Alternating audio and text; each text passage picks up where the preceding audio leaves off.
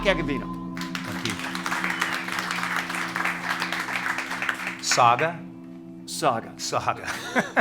So can't be that I've had fun for the last 10 years. Well, I meant saga as in, kind of think Lord of the Rings, and this is okay. And you actually, it is kind of a trilogy for you, right? Radio, and then no, absolutely, online radio, and now podcasting. First of all, I have to ask: is it?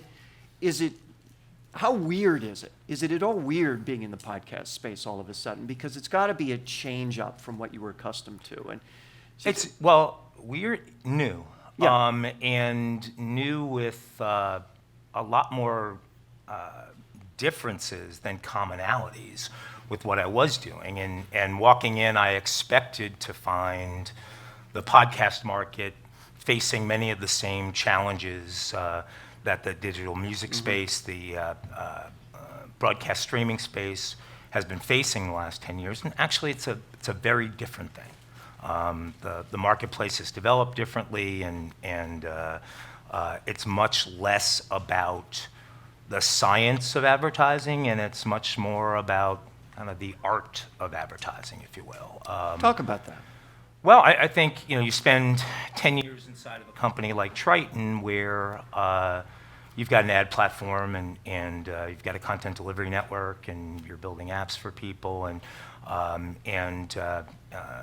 you're looking at this Loomascape with SSPs and DMPs and DSPs and trading lots desks of letters, and, all the hundreds of brand names across the canvas, and it's a very scientific approach to connecting the right ad to the right person at the right time, right context to create some kind of result someone's looking for. And it's so much science that if you live in it long enough, you lose your feel for the art. And I've been telling people lately a story, because I think it just hits to the heart of your question. In 1988, I'm living in New York. I'm a Howard Stern freak, listening to the station every day. I decide I need to lease a new car, and I drive about 15 miles out of my way to go to Legend Porsche Audi Saab Sterling in Amityville, Long Island, because that's where Fat Wayne Siegel is the sales manager who Stern tools on every day on the show in a paid endorsement ad that sounds like it's just part of the flow of the show, and Fat Wayne is there just to get tooled on like everybody else. So that was me saying thank you to Howard.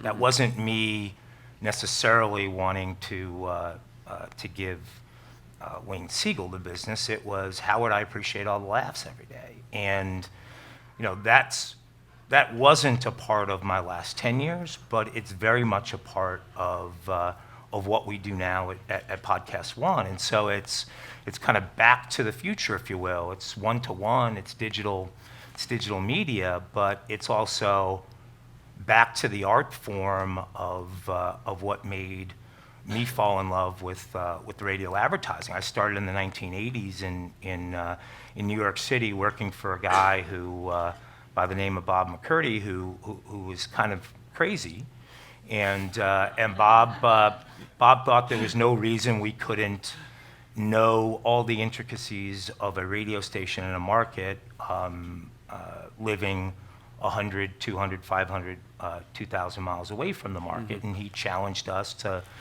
know the morning shows and the PDs and the format skews and track the book-to-book ratings. And at a point in time, I could take an Arbitron from front cover to back cover, and I could tell you what every single number in that book meant and where it came from. And you could get rid of 3 of the numbers on the page, and I could reproduce them for you, or run standard deviation on any of those numbers. And that was all Bob forcing, that kind of knowledge. And so, you grew up in radio around selling J.P. McCarthy at WJR in Detroit, or Hardin and Weaver at MAL in Washington, or Maddie in the Morning and Kiss 108 in Boston. All of these legendary shows, and living them as if you're there. And then you spend 10 years on the digital side, where you're trying to solve all of these targeting problems, from and challenges from a very scientific angle. That part's been a ton of fun. It's been, like I said, Back to the Future. And when radio folks get together, when that group of folks that started together in Cats, which we occasionally get together. When we get together, I mean, we just laugh and enjoy what we went through back then and how much fun the business was, and that's because of all the art that was part of the business back then. And more times than not, as you get in a discussion with someone you've known for 20, 25, 30 years in the audio business, the closer you get to the present moment in the discussion, the less fun people seem to be having. The harder it's gotten, the more stress in their lives. That sucks for all of us. It's unfortunate. It probably is what helped produce the word saga in your introduction. But what I have rediscovered at Podcast One is that the art piece of all of this that I didn't know how much I missed. So you're talking about the fact that an endorsement from a trusted personality has an impact on an audience that's outsized, right? Or are you talking about more than that? We just heard, and I think we've heard a bunch of times in the last 2 days about influence and impact, regardless of what the channel of communication is. Word of mouth or listening in a one-to-many mode. It's that influence someone or something has over us. Howard had enough influence over me back in the day for me to drive 15 miles out of my way, which, by the way, meant I was doing it for every service visit, too, over a 3-year period, which I did. That's love for a show. And that exists here when you look at, and not just Podcast One, you look across all these great shows in public radio that many of which are on the radio as well that have been repurposed to podcasts, but a ton of other podcasts out there. The emotion that was elicited by an episodic crime drama in podcast form. It's very emotional, and so what becomes important on the podcast side is it's almost less about targeting the listener, if you will, and more about making sure you've got a great match of product to host. Because if it wasn't obvious to me that Howard loved Wayne and enjoyed tooling on Wayne, I couldn't have made the inference that Howard, the guy I trust who had the influence over me, would buy a car from this guy too. And so it's that influence is a really powerful thing, and you can't, when you start trying to apply the science of audio advertising, audio impressions to what is happening in podcasting right now, none of the numbers work. They don't make any sense because the CPMs are here. And the CPMs are here because the influence is there. And because it works. Because it works, and there also are no rules. So we might say to somebody who's the right match with the right host, in your vertical, in your category, we're not going to let anyone else in. For 13 weeks, for 26 weeks, for 52 weeks, ever. I'm not going to let anyone else in. Because the credibility of this voice speaking about your brand can last as long as we can continue to make the acquisition of customers in that model an efficient thing for you. And I think about one of the most traumatic things for me ever selling radio was the day that ABC made a decision to move away from my company, and I lost WMAL in Washington, and I picked up WTOP in Washington the same day. Now, for years, I've been talking about Hardin and Weaver and Trumbull and Core and all my Peabody Awards, and WMAL is the voice of news in Washington, and next day I'm knocking on your door, WTOP. I mean, if you approach this with a deep sincerity and you care about what that's difficult to do. Yeah. And so in this space, we can do things like that. If we want to, if we think somebody's got the best fall launch of shows, and maybe we do, and we go and we take a bunch of our show hosts to see that slate of shows before, long before their launch. And we could cut a deal with that cable channel, that network, and say, we're not going to carry ads from anybody else in the category all the way through sweeps. And by the way, we only run 4 ads in an hour show. And so you've got your category, it's yours. The hosts will have seen the shows. They will talk about them. We picked you because we liked your shows better than anybody else's. How do you put a CPM on that? So what you're talking about in terms of the art of advertising and the impact of advertising as something that, is kind of back to the future. What does that say about the broader radio industry that's gotten away from it? I mean, is there a lesson, in other words, for the broader radio industry when the things you're talking about seem to me to be fundamental to the purpose of advertising from the get-go, which is to move product to people who are interested in that product? So is there, in other words, is there a lesson for the rest of the radio and online radio industry? Yeah, I think so. Which, again, it's about the economics. But as I look at a listener hour right now from sort of the put a P&L around a listener hour for a show, and look at the expense of producing that hour and the revenue that you can generate from that hour. It's a different economic model in podcasting because, for the most part, the hosts are taking the risk with you, right? There's not people getting guaranteed 7-figure checks annually in the podcasting space. It's we're in this together, build an audience, and here's what the model looks like if you follow how we're sort of optimizing this model over time.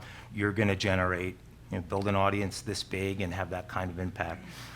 You'll be able to do this, and so I think for the radio programming that's out there that still exists in this kind of vein, which there isn't enough of it anymore, and disproportionately ESPN, NPR, folks like that have it, not the big radio consolidators.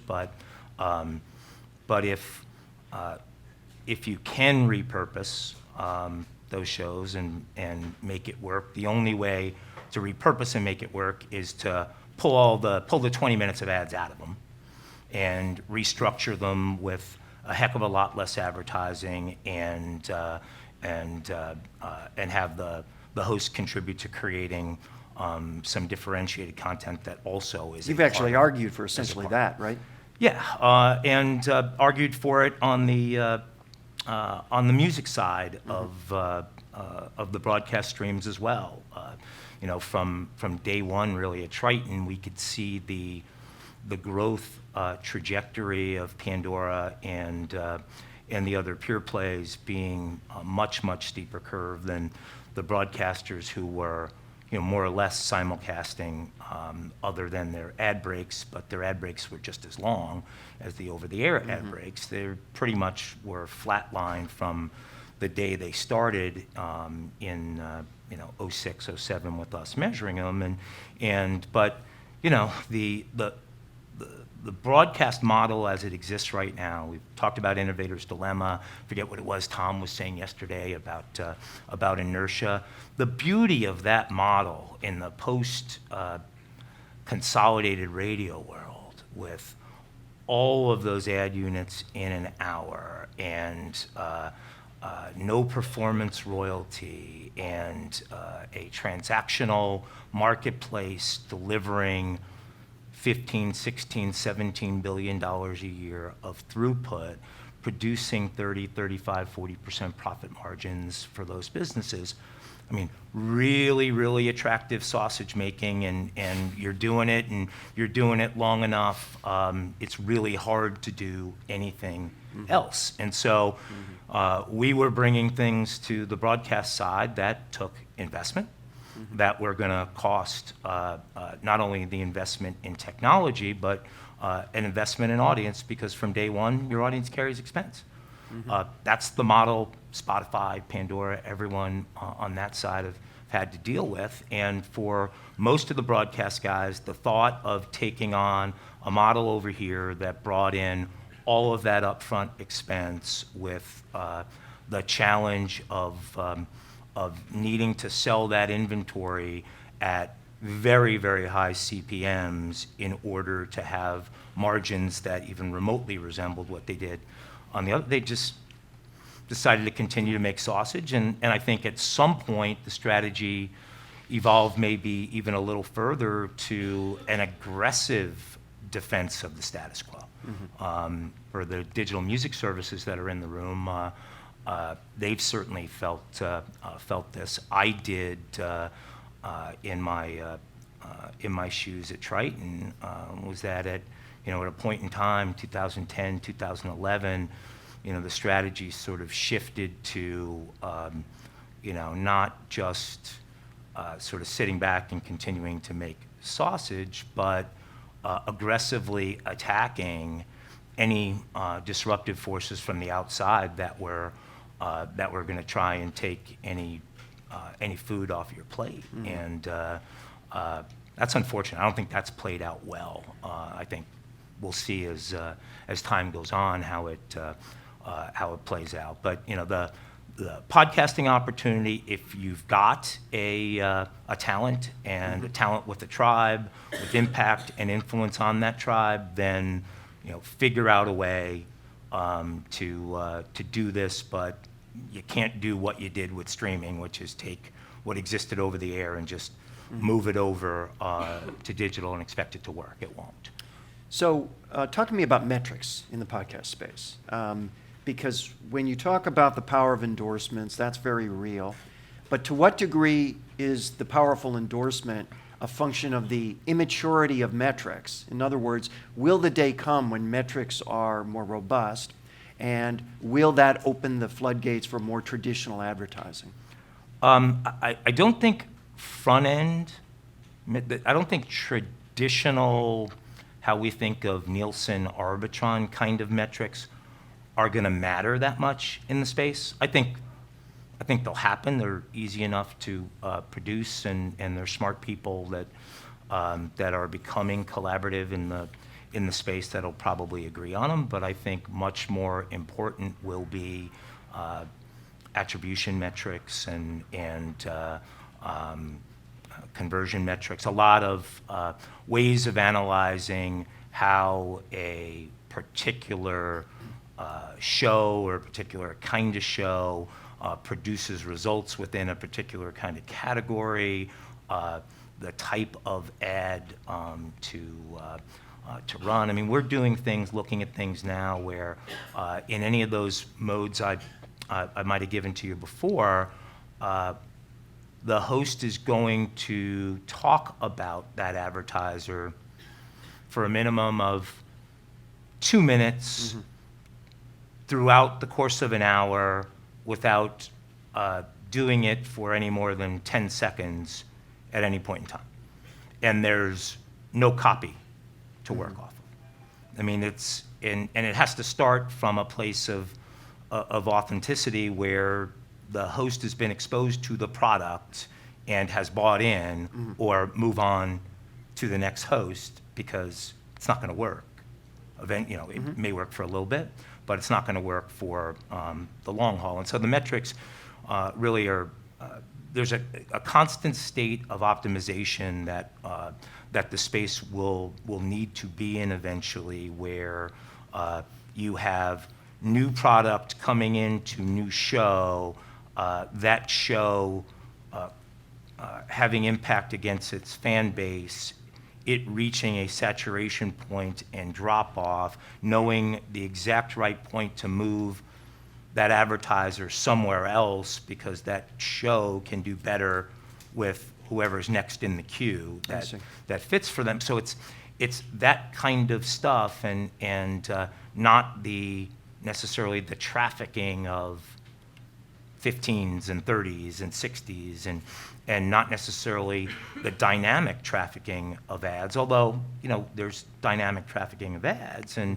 I don't mean to say that there won't be any transactional business in the space. I think there will be transactional business in the space. I think there will be there is already front-end to some degree. Measurement.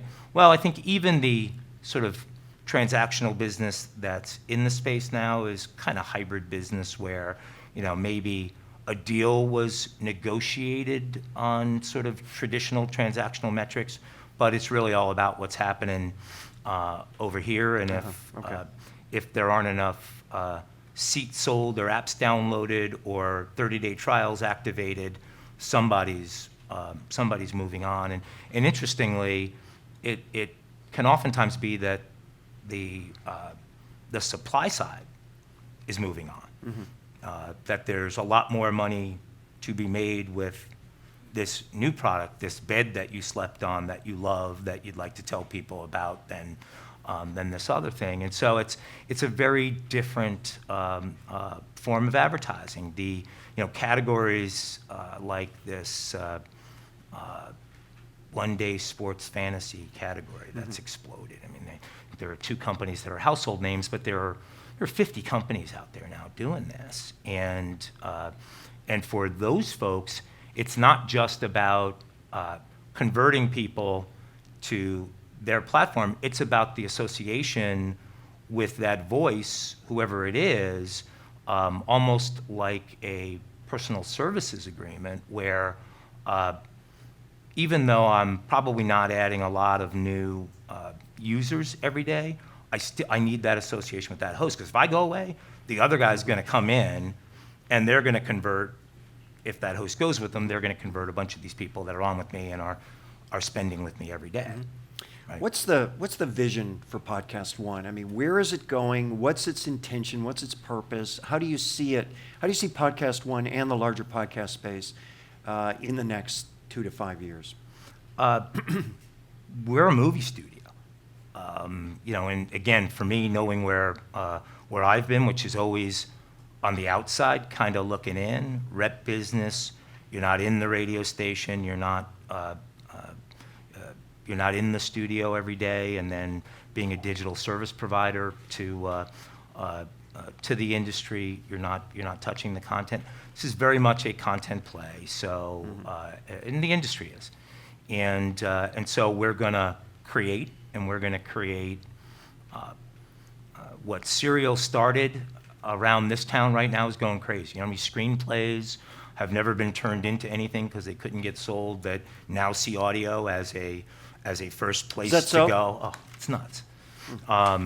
So from episodic things to, the AM dial, if it had 10 positions, by definition, the average station was going to get a 10 share, and programming was a compromise, right? This is an infinite dial. The niches and sub-niches of verticals that we will get into in podcasting over the next few years will just, the expansion this way and this way of shows will be tremendous.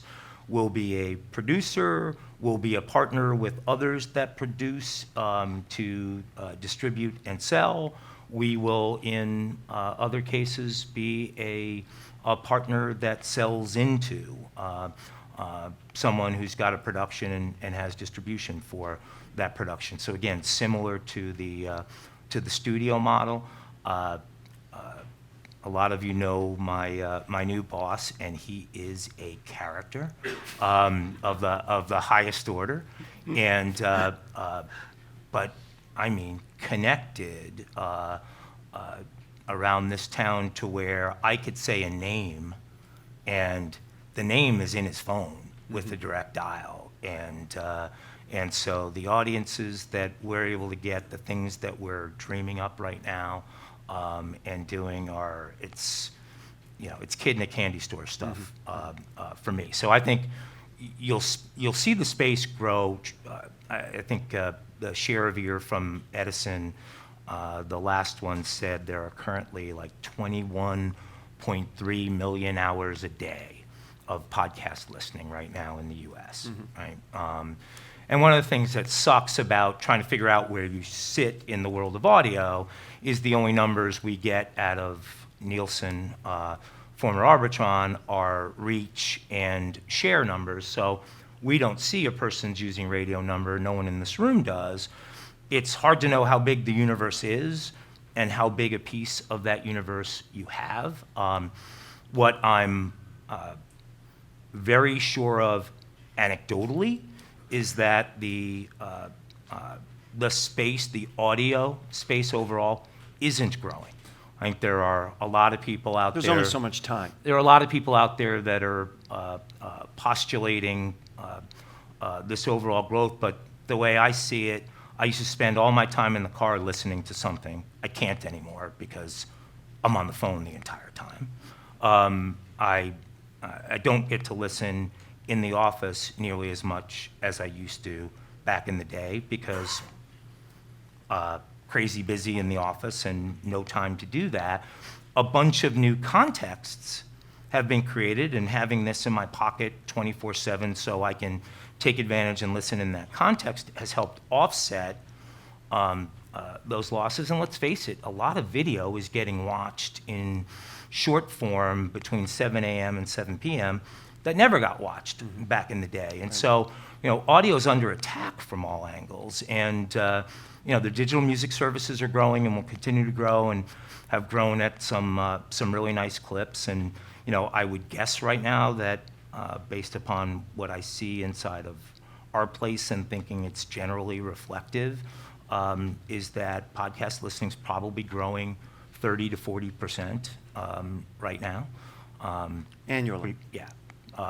It's a big number, though, right? So definitely the largest growth in audio is in this space. And think about how your television viewing has changed. Look, back in the day, and I always thought this was crazy, Stern would bleed over into the 10 to 11 hour, and many times he'd stay on the air until 11 a.m. And if you looked at the hour by hours of any station carrying Howard Stern back in the day, their 6 to 10 or 6 to 11 a.m. share of listening in the market was 4-5x what their share of listening was in other day parts. Why the heck they didn't just do what Sirius did and keep looping the show all day, because all I could do was listen for 30 or 40 minutes of commute time. Why the heck they didn't do that, I don't know. But now today, just like we have with, I think everyone in the room, with our video viewing, choice, control, customization, it's all on the consumer side, and it's a content game. And if you've got great stuff, make it available in bite-sized portions. If you got hosts that interview, make those interviews available. If you got shows that are 4 hours, cut them into shorter versions. Pull that ad quantity out, put less in, sell it differently. Share of ear selling really works in that space, but there's really not a whole lot of limitation on how much this can grow, because if a show has a tribe of 5,000, it can be profitable.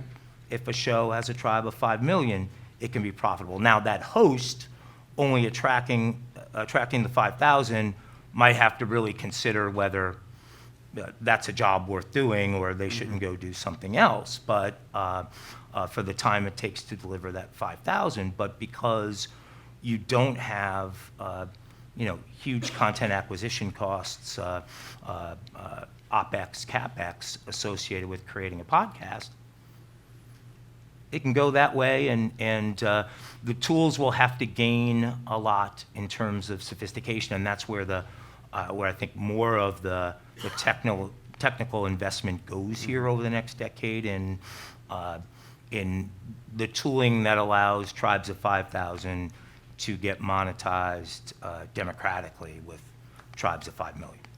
Mike, thank you so much for your time today. Mike Agavino, Executive Vice Chairman of Podcast One. Thank you, Mike. Awesome.